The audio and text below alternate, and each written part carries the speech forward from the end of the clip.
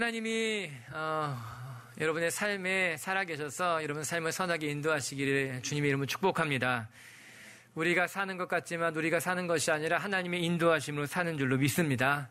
오늘 전도서 4장 우리가 같이 묵상할 차례예요. 자녀를 키워보신 분들은 아시겠지만 아이에게는 부모만 필요한 것이 아니라 친구가 필요합니다. 처음에는 부모가 다 해줄 수 있을 것 같지만 아이들이 조금만 자라도 아이들에게는 친구가 필요한 것 같아요. 친구들과 놀게 됩니다. 내가 친구 같은 부모가 되어줄게 그렇게 이야기해도 자녀들에게는 부모는 부모고 친구는 친구인 거예요. 그래서 유치원에 가고 학교에 입학하게 되면 자기 또래가 생기는 거죠. 친구가 생기고 또 그 안에서 자기 세상이 생기게 되는 것 아니겠습니까? 그래서 우리가 살아가면서 좋은 친구가 있다는 것, 인생을 함께하는 친구가 있다는 것은 너무나 중요한 일임에 틀림이 없습니다. 이게 만남의 축복인 거예요. 우리 힘으로 되는 것이 아니라 하나님이 허락하시고 하나님이 열어주셔야 되는 일이라고 하는 거예요. 그런데 문제는 이런 친구를 만나는 것이 결코 쉬운 일이 아니라고 합니다. 오늘 전도서 4장 묵상하게 되는데 4장 1절은 이렇게 시작이 됩니다. 같이 한번 전도서 4장 1절 읽어볼까요? 시작! 해 아래에서 행하는 모든 학대를 살펴보았도다. 보라, 그들에게 위로자가 없도다. 그들을 학대하는 자들의 손에는 권세가 있으나 그들에게는 위로자가 없도다. 말씀이 너무 슬프지 않습니까? 그들에게는 위로자가 없다라고 하는 거예요. 이 땅을 지배하는 사람들은 많지만 학대하는 사람들은 넘쳐나지만 위로하는 사람들이 없다는 말 아닙니까? 이것이 우리가 살고 있는 현실이라고 하는 거예요. 힘으로 다른 사람들을 지배하려고 하는 사람들은 많지만 또 남들보다 더 높은 위치에서 다른 사람들을 거느리고 싶어하는 사람들은 많지만 정작 낮은 곳으로 내려가서 다른 사람들을 위로하고 다른 사람들을 섬기려고 하는 사람들은 많지 않다라고 하는 거예요. 오늘 전도서 4장은 그에 대한 이야기예요. 우리가 어떻게 관계를 맺으며 살아갈 것인가, 우리는 어떤 친구를 두며 살아가야 할 것인가에 대한 이야기예요. 현대 속에 외롭게 살아가는 우리들에게 왜 친구가 필요한 것이며 우리는 그들과 어떤 삶을 살아가야 할지를 말해주고 있는 거죠. 사랑하는 미체교회 성도 여러분, 오늘 우리가 전도서 이제 4장 묵상할 차례인데 오늘 이 전도서 4장 말씀을 통해서 여러분의 삶의 관계가 회복되기를 바라고 여러분의 삶의 진정한 믿음의 동역자를 다시 한번 기도하고 만나는 시간 되기를 주님의 이름으로 축복합니다. 첫 번째, 오늘 말씀을 통해서 우리가 배우게 되는 것은, 우리에게 필요한 것은 혼자 살아가는 것을 배우는 것이 아니라 함께 살아가는 법을 배우는 것이 필요하다는 거예요. 혼자 살아가는 법을 터득하는 것이 중요한 것이 아니라 어떻게 함께 살아가느냐, 이것을 배우는 일이 하나님의 뜻이라고 하는 것이에요. 여러분, 세상은 끊임없이 우리에게 혼자 살아갈 것을 배우라고 이야기합니다. 그래야지만 너는 스스로 너 자신을 지킬 수 있을 것이다. 결국 너는 혼자 남게 될 것이니 내가 내 자신을 지켜야 되는 것이 아니냐. 그래서 혼자 사는 법을 배우라고 이야기하죠. 하지만 성경은 정반대로 이야기합니다. 내가 혼자 사는 법을 배울 것이 아니라 함께 살아가는 법을 배워야 된다는 거예요. 우리 9절 말씀 같이 한번 읽어볼게요. 시작! 두 사람이 한 사람보다 나음은 그들이 수고함으로 좋은 상을 얻을 것입니다. 여러분, 뭐라고 나옵니까? 두 사람이 한 사람보다 낫다라고 하는 거예요. 여러분, 이것이 성경의 가르침이요, 우리가 배워야 될 말씀인 거예요. 여러분, 세상은 우리가 혼자 사는 게 낫다고 이야기할지 모릅니다. 우리 스스로도 아니야, 혼자 사는 것이 더 나을지 몰라. 왜 혼자 사는 게 낫습니까? 이유를 들어보게 되면 혼자 사는 게 편하다는 거예요. 뿐만 아니라 나보다 못한 사람들과 함께 하느니 차라리 혼자 사는 것이 더 낫지요, 효율적이지요, 이야기하기도 하더라고요. 그런 사람들의 이야기를 들어보면 일면 설득력도 있는 것처럼 보여요. 그래요, 우리 혼자 사는 게 더 편합니다. 편한 것이 좋은 것이지요. 뿐만 아니라 나보다 못한 사람들과 함께 살아가야 할 이유가 어디 있습니까? 내가 그들을 왜 도와야만 하며 내가 그들의 부족함을 채우며 살아가야 할 필요가 있습니까? 물어보기도 하겠지요. 그러나 오늘 성경의 말씀에 우리가 귀를 기울여 볼 필요가 있는 거예요. 내 방식이 아니라 그러면 성경은 우리에게 무엇이라 이야기하고 있는가? 하나님이 하나님의 백성들에게 원하시는 삶의 방식은 무엇인지 들어볼 필요가 있는 거죠. 뭐라고 말합니까? 아니라는 거예요. 오히려 두 사람이 한 사람보다 낫다는 것을 기억해라. 사실 오늘의 이 말씀, 즉 두 사람이 한 사람보다 낫다고 하는 것은 하나님의 디자인이었어요. 하나님의 방식이라고 하는 거예요.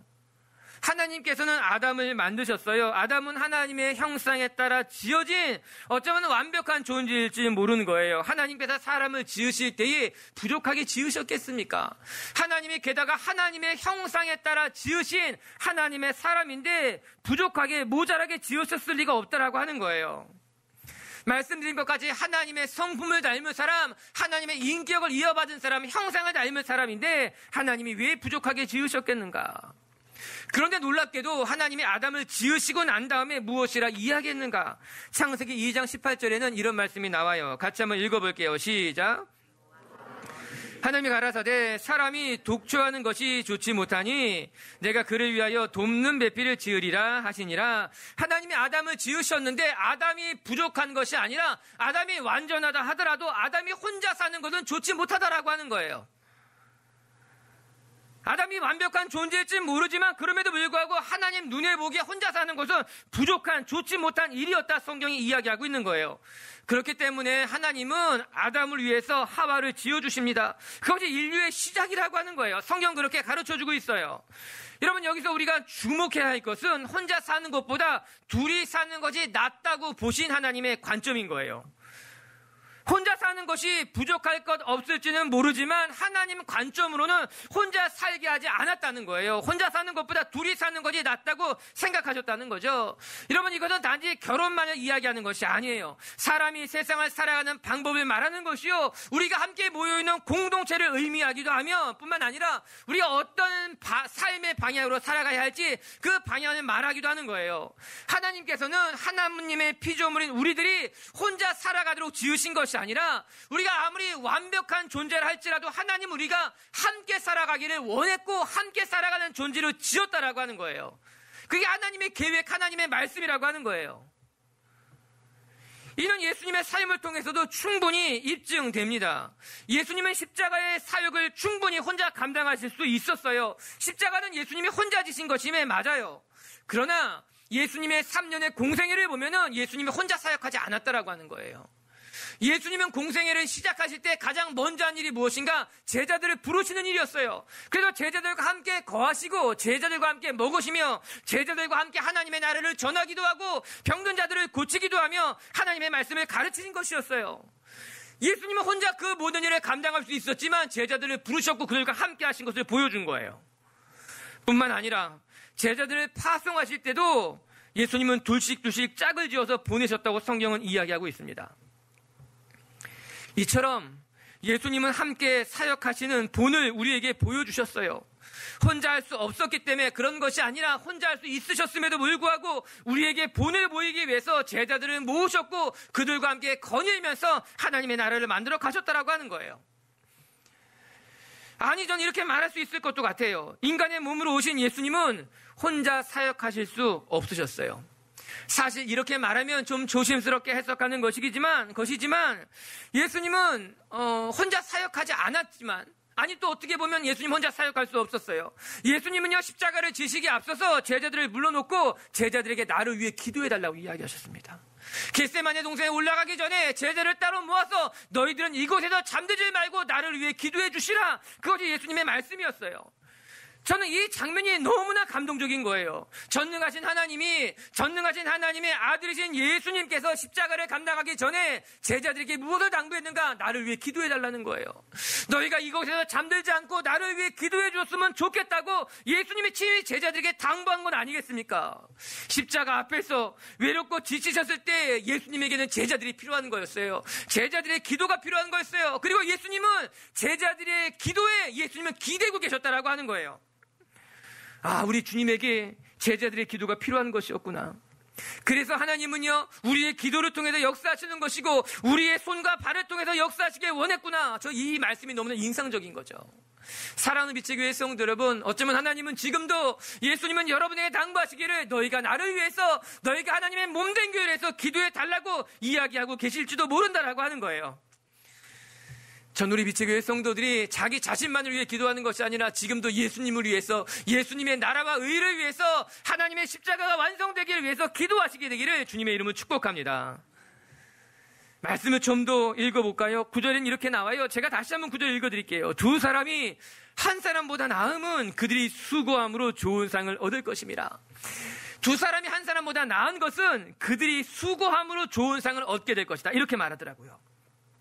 이 말씀을 다른 번역본으로 읽어보면 이렇게 나옵니다. 둘이 함께 노력하면 더 좋은 결과를 얻기 때문이다. 이게 우리말 번역이더라고요. 어찌 보면 매우 당연한 말씀처럼 들리기도 합니다. 두 사람이 한 사람보다 나은 것은 두 사람이 함께하면 더 좋은 결과를 얻기 때문이다. 하지만 이 시대에 살아가는 많은 사람들은 차라리 혼자 하는 것이 낫다고 이야기합니다. 내가 혼자 하면 더 빨리 할 수 있습니다. 내가 혼자 하면 더 잘할 수 있으니까 오히려 나를 혼자 내버려 두는 것이 낫습니다. 그렇게 이야기하는 사람들이 많더라고요.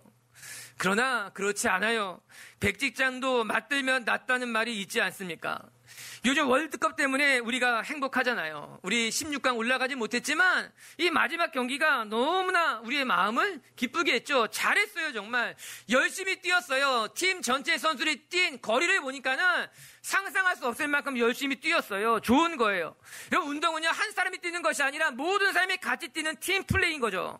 아무리 뛰어난 선수가 있다 하더라도 패스할 사람이 없으면 그렇게 할 수 없는 거예요.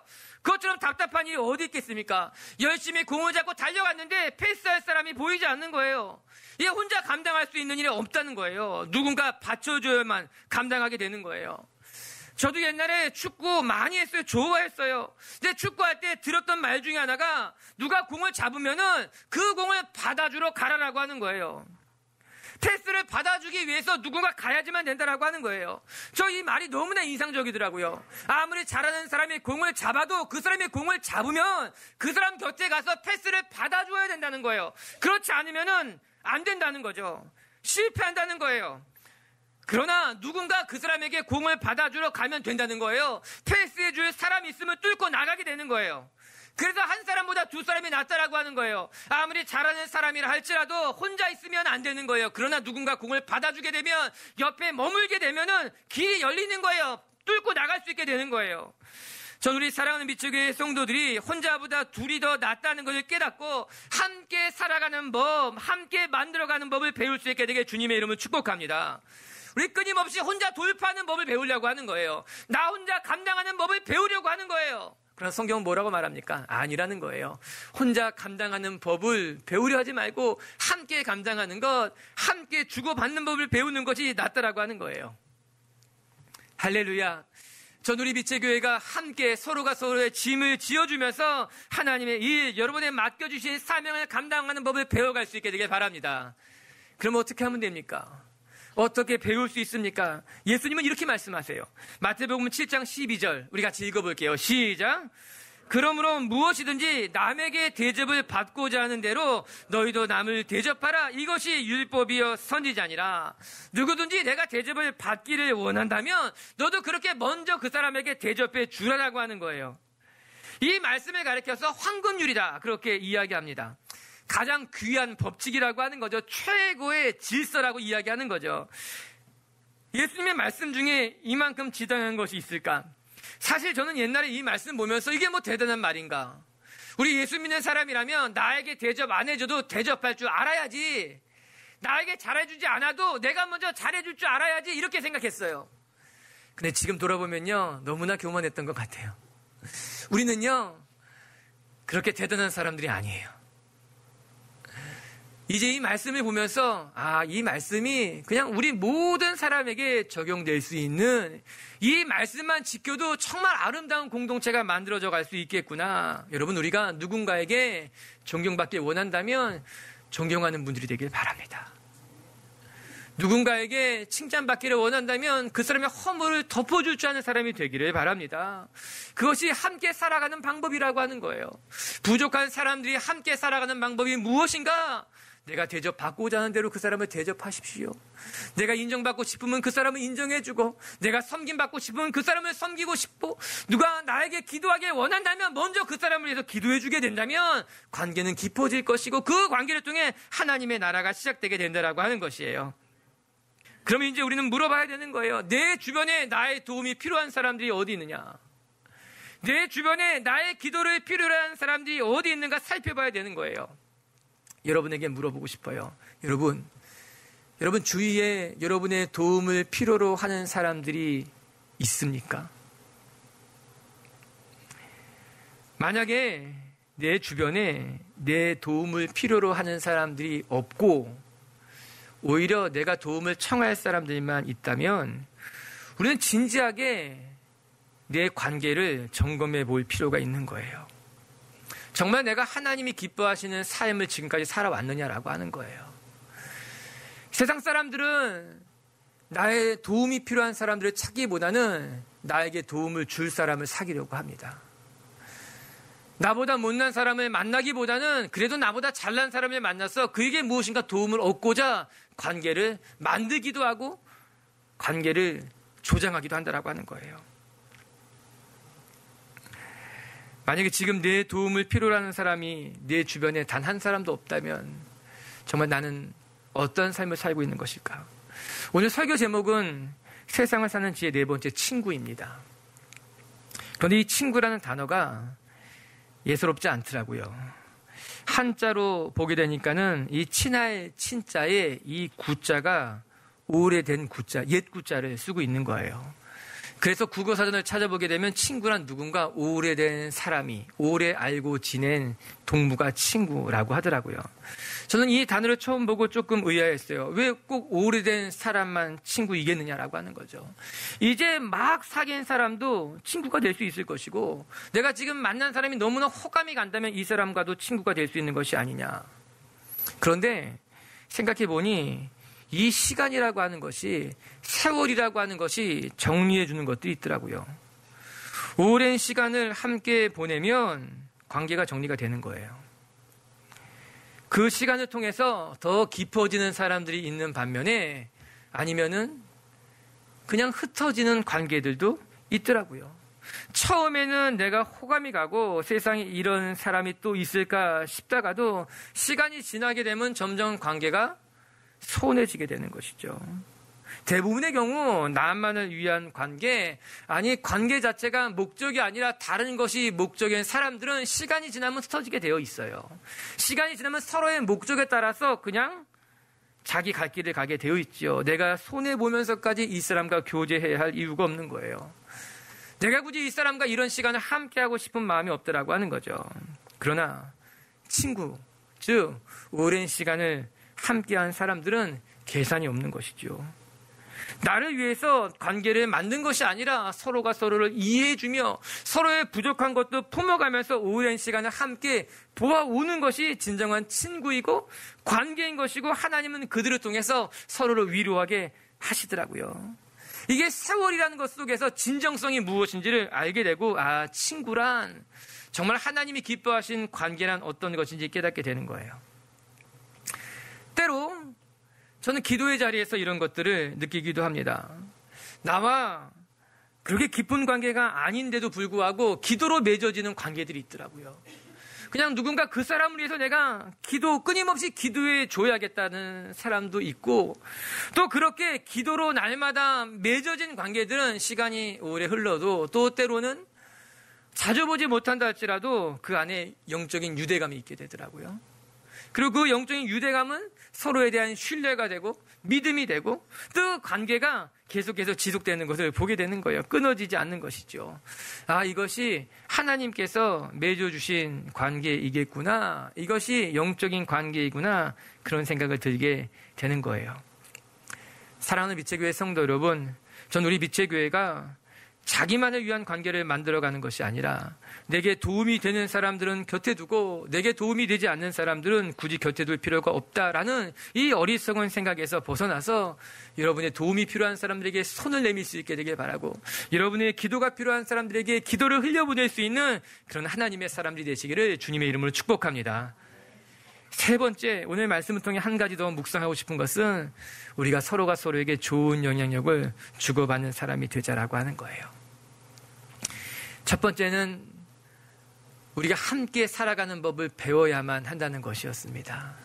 그리고 두 번째는 넘어진 사람을 일으켜 세워줄 때 진정한 관계가 깊어진다는 것입니다. 그리고 이제 세 번째는 우리가 서로에게 나쁜 영향력을 주고받는 관계가 아니라 좋은 영향력을 주고받자. 우리 11절은 이렇게 나와요. 같이 읽어볼게요. 시작. 또 두 사람이 함께 누우면 따뜻하거니와 한 사람이면 어찌 따뜻하랴. 함께 누우면 따뜻하다고 이야기합니다. 우리는 이런 경험을 누구나 했을 것입니다. 혼자 있으면 춥지만 함께 있으면 덜 춥다라고 하는 거예요. 함께 있으면 안 추운 것이 아니라 함께 있으면 덜 춥더라고요. 여러분, 우리는 누군가를 만나면 그와 함께하면 그 사람이 나의 모든 문제를 완벽하게 해결해 줄 수 있을 것이다. 그런 헛된 기대를 할 때도 있습니다. 이 사람을 만나면 이 사람이 내 안에 있는 모든 문제를 다 해결해 줄 거야. 내가 이렇게 외롭게 지냈는데 내 삶에 이런 한계가 있는데 이 사람이 나와 함께하면 난 정말 외롭지 않을 거야. 하지만 그렇지 않아요. 함께해도 막 뜨겁지 않을 때가 있는 거예요. 함께해도 다 문제가 해결되지 않을 때도 있는 거예요. 근데 중요한 게 있어요. 무엇인가? 혼자 있으면 춥고 한기가 있지만 둘이 함께하면은 한기가 덜하다라고 하는 거예요. 그래서 고난을 함께 이겨나갈 수 있게 된다라고 하는 거예요. 이게 중요한 거예요. 우리는 누구와 함께하게 되면 내 안에는 한기를 완전히 떨쳐버리게 되고 내가 완전히 문제가 다 해결될 거라고 생각하지만 사실은 그렇지 않아요. 그러나 중요한 것은 하나님이 보내주신 그 사람과 함께 한기를 이겨나갈 수 있게 된다라고 하는 거예요. 함께 그 시간을 견뎌나갈 수 있는 시간이 된다라고 하는 거예요. 오늘 성경 그것을 말하고 있는 거예요. 전 우리 빛의 교회 성도들이 옆에 있는 믿음의 동역자를 통해서 우리 빛의 교회가 여러분 곁에 서서 여러분의 한기를 몰아내지 못할지 모르지만 여러분의 모든 고난과 어려운 일들을 우리 빛의 교회가 다 해결해 주지 못할지는 모르지만 여러분이 고난의 길을 걸어갈 때 그 고난의 길에서 함께 한기를 감당할 수 있고 함께 주의를 감당할 수 있는 교회가 되고 성도가 되길 주님의 이름으로 축복합니다. 오늘 성경 그렇게 말하고 있어요. 함께 누우면 따뜻하거니와 사랑하는 성도 여러분, 함께하면 좋은 사람이 있고요, 함께하면 힘든 사람이 있는 거예요. 서로에게 긍정적인 영향력을 주고받는 관계도 있지만 또 정반대로 서로에게 부정적인 좋지 않은 관계를 주고받는 사람들도 있다라고 하는 거예요. 우리가 끝으로 생각할 것은 바로 여기 있는 거죠. 우리가 서로가 서로에게 한기를 이겨줄 수 있는, 서로가 서로를 따뜻하게 해줄 수 있는 긍정적인 영향력을 주고받는 사람이 되자. 잠언 13장 20절에 이런 말씀이 나와요. 같이 한번 읽어봐요. 시작.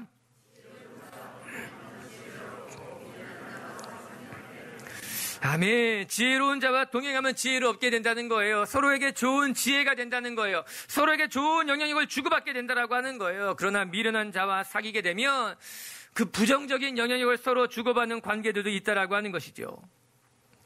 여러분은 어떻습니까? 주변에 있는 사람들과 불평과 원망으로 오히려 서로가 서로에게 좋지 않은 영향력을 만들어주고 있지는 않습니까? 저 사람이 모인 곳에는 불만과 원망이 늘어나 저 사람만 오면은 무엇인가 분위기가 어려워져. 하지만 그 반대로 그 사람만 오게 되면 분위기가 따뜻해지고 그 사람이 있는 곳에는 언제나 평화와 화해가 있고 용서가 있고, 그것이 바로 예수 믿는 사람의 모습이요 특징이라고 하는 것이죠. 빛의 교회 성도님들이 있는 곳에 기도가 시작이 되고 빛의 교회 성도들이 있는 곳에 화해와 용서가 일어나고 빛의 교회 성도들이 있는 곳에 따뜻한 기운이 일어날 수 있겠으면 좋겠습니다. 한기를 몰고 다니는 사람도 있어요. 그러나 반대로 따뜻한 기운을 몰고 다니는 사람도 있더라고요. 오늘 성경 우리에게 그것을 말해주고 있어요. 사랑하는 빛의 교회 성도 여러분, 우리가 늘 곁에 있는 사람들에게 하나님의 온기를 흘려보내줄 수 있는 좋은 성도님들이 되기를 주의 이름으로 축복합니다. 말씀을 정리합시다. 오늘 말씀 마치기 전에 우리 12절 마지막 절 한 절 읽고 마칠게요. 같이 읽겠습니다. 시작. 한 사람이면 패하겠거니와 두 사람이면 맞설 수 있나니 쉽게 끊어지지 아니하느니라. 아멘. 이 말씀을 기억하십시오. 한 사람이면 패한다라고 하는 거예요. 여러분, 혼자는 패하기 마련입니다. 그러나 함께 하면 감당할 수 있게 되는 거예요. 여호수아 혼자서는 감당할 수 없었던 전쟁이지만 모세가 그를 위해 기도하자 여호수아는 감당할 수 있었어요. 모세가 혼자서는 감당할 수 없었지만 아론과 훌이 함께하자 감당할 수 있게 된 것이에요. 한 사람이면 패하겠거니와 두 사람이면 맞설 수 있나니 삼겹줄은 끊어지지 아니하느니라. 전 우리 빛의 교회 성도들이 혼자 힘겹게 싸우는 인생이 아니라 함께 싸우는 법을 배우고 함께 승리하는 법을 배워가는 하나님의 사람들 되시기를 주님의 이름으로 축복합니다. 첫 번째, 우리는 함께 하는 법을 배워야만 할 것입니다. 성경은 두 사람이 한 사람보다 낫다고 이야기했으니 우리가 혼자 사는 법을 터득하려고 몸부림치지 말고 함께 동행하는 법을 배우며 살아가는 빛의 교회 성도들이 되시기를 바랍니다. 두 번째, 우리는 서로 넘어진 사람들을 일으켜 세워주는, 서로의 부족한 것을 채워주는 아름다운 공동체가 되어서 여러분을 통해 여러분의 가족이, 여러분을 통해 여러분의 이웃이 살아날 수 있게 되기를 주님의 이름으로 축복합니다. 세 번째, 우리 서로에게 온기가 되는, 서로에게 따뜻한 온기를 나눠줄 수 있는 그런 사람들이 되시기를 주님의 이름으로 축복합니다.